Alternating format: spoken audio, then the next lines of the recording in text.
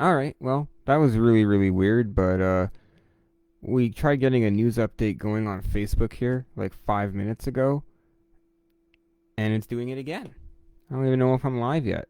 Okay, now here we are. We're good to go. This is the Jordan Garber Now news update, and this might be lagging. I'm going to definitely tune into it after and see. I could just see on the bottom right hand side of me my voice totally out of sync and everything. I don't know what's going on with the internet. It's gone bonkers. But I promise you guys a news update each and every single time and every single day. I've tried, but I've failed. But we're back with another one. I'm just going to block off this right side of me that says live here so I don't even see myself. It's getting totally catching me off guard.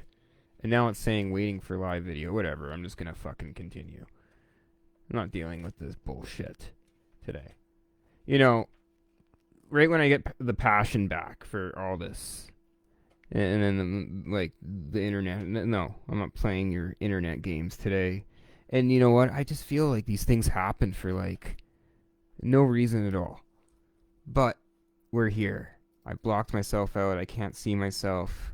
This might be a terrible, terrible news update, but I just gotta let you guys know about Friday's show. First off, I'm sorry for all the stuttering.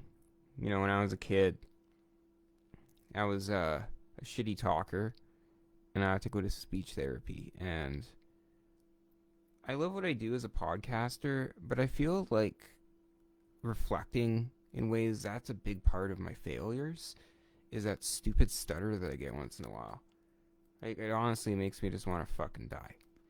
I'm not. I don't mean that literally, but I mean that like the way you feel after you stutter on a live program, and I do it at least 4 or 5 times, whether that's on a call at work or whether that's like here in the studio or whether that's me as a referee or me as a ring announcer. I always fuck up once at least, and it's shitty. But I'm not really about that. I'm not here to be down on myself. It's just always about self reflection, which is always important. And speaking of self reflection, I got to give credit to Danny Duggan and AJ Sanchez. Danny Duggan is a co host on the program who does the CW previews with us, actually.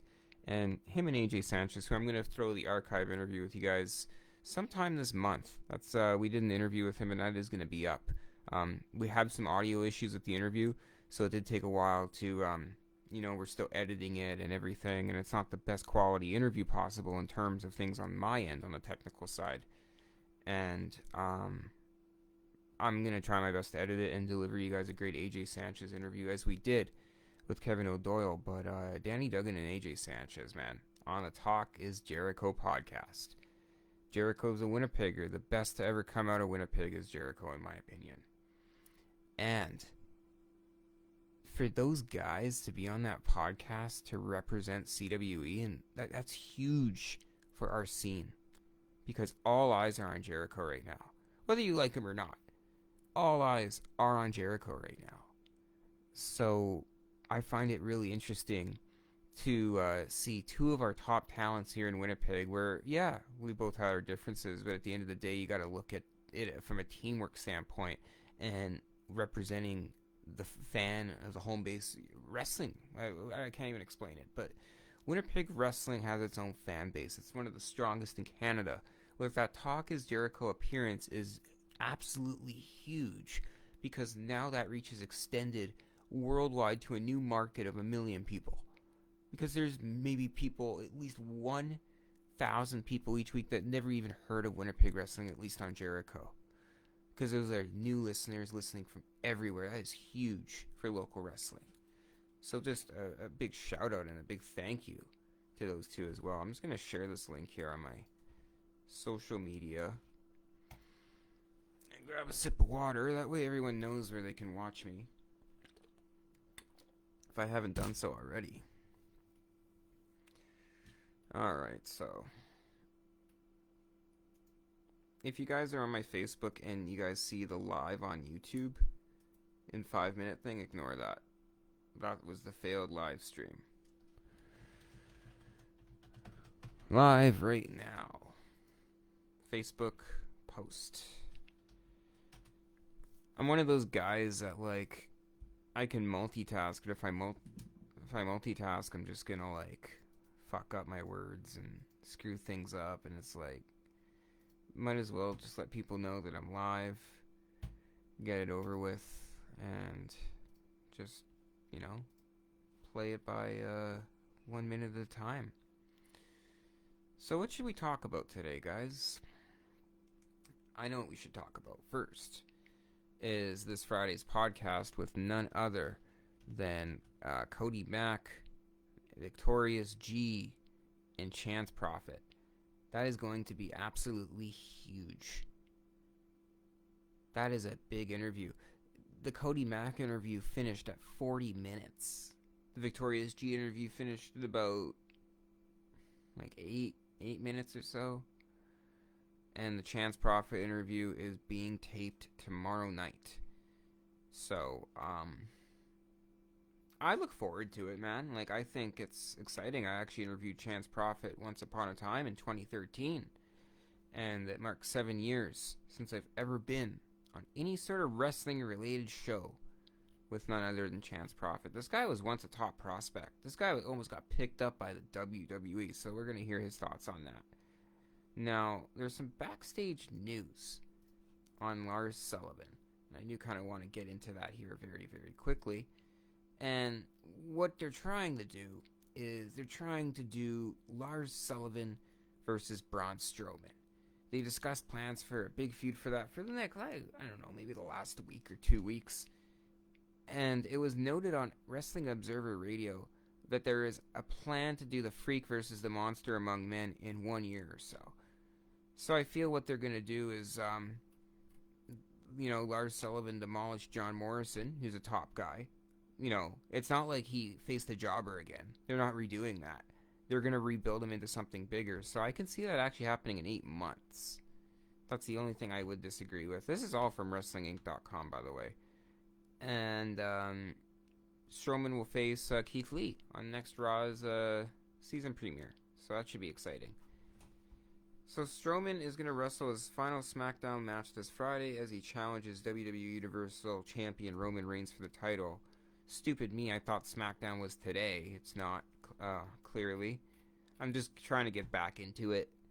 Like, I actually just started watching. I watched a whole 3 hours of Monday Night Raw. It actually wasn't that bad. If you guys want to tune into my thoughts on Raw, you guys can check out the Raw recap I did yesterday. And, the only reason why I did that, it was a stat holiday, it's Thanksgiving, and Monday Night Raw was on. It's like, why not do a recap? Why not tell the world what I think? And I honestly thought it was good. Like, I know I'm saying that WWE and AEW are making the current product and they're dying, but maybe the show was good because there's no retribution on it. Or maybe the show was good because they're just like, trying to just enjoy something, right? And when you're in love with something, there's many times where you're going to say, ugh, I quit. I don't want to do this shit anymore. And then there's like strides that you go through in your life, good and bad, that just make you love this business and make you love what it's done for you and the benefits it's given you and the friends you've made from it. Like, I always say on certain days, like, I want to quit the business. It's like, it's not really true. Because I will always be in this chair podcasting if I do. I love it, man. It's what I love to do. So, before we go on to some more news, this Friday, Cody Mack, Victorious G, and none other than our main event interview, Chance Prophet. That's going to be huge. I'm going to bring this up on the news update as well. I watched the Ricochet match. I forgot who it was facing. If anyone's watching live, they can comment and let me know. But it was a really good match because he did the Eddie Guerrero thing, where Eddie Guerrero has the chair, throws it to the other guy, and then he like falls down, DQ. Ricochet did that, and I think that part brought my passion back for the business a little bit. Because I'm not gonna lie, after the results of my Dan Severn interview, I was happy, but I didn't meet my goal, and I was really upset. I even asked Dan during the interview if you guys can go all the way back, and I asked him, is the business dying or what? And I could admit, I'm a man of my word. I'm a bitter guy.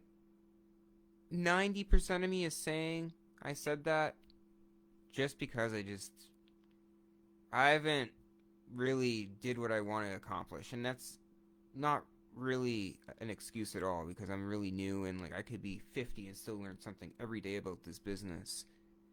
But just the way I am, whether that's in personal life or in the wrestling business, if I don't meet a goal, I freak out and I got to work on that, and it's on me. It's completely on me. I was not successful because of me. And it feels good to be sitting here recording this because I have a passion for it, not because I want a dollar figure, not because I want views, just because I love this shit, man. Stuff's awesome. Like, this is the only thing that can get you out of your, real life world. And you're in this fantasy wrestling world, and it's like an exclusive kind of thing. It's awesome. I love it. But, I think that. What was I going to say? There's also some matches announced for Impact's Go Home episode for Bound for Glory. Then we'll wrap up the news. And the one to mention is the North versus a guy I interviewed and made headlines with 2 months ago, Luke Gallows and Carl Anderson, the Good Brothers. That is this Tuesday. Is that already? No, next Tuesday. I thought I missed that. I would be, man, I'm way off. But no, that's going to be next Tuesday at 7 p.m. Central Standard Time. And on next week's card is Sami Callihan with Ken Shamrock, a man who faced Dan Severn himself. Will challenge none other than Eddie Edwards, Rohit Raju, Chris Bay, and Jordan Grace will join forces to join TJP, Trey Miguel, and Willie Mack before their six-way scramble at Bound for Glory. And the wedding of Rosemary and referee Johnny Bravo on October 27th. And what else do they got? I think that's it so far for the Bound for Glory Go Home show. And I'm going to watch the Bound for Glory pay-per-view. I am. I'm buying my... I'm buying it. I don't care what people say. I like what Impact Wrestling has done, and I always will. And more about that this Friday on the Jordan Garber Now podcast. Anyways, there you have it. There's your news update. Sorry for all the lagging. You guys have yourselves a great night. And please, please, please, man, COVID cases are rising. All these things are going on in our world and our society, and people that we least expect are getting sick because they're not wearing masks and doing social distancing. Just follow the rules. Just do it. Please respect social distancing. Please be safe.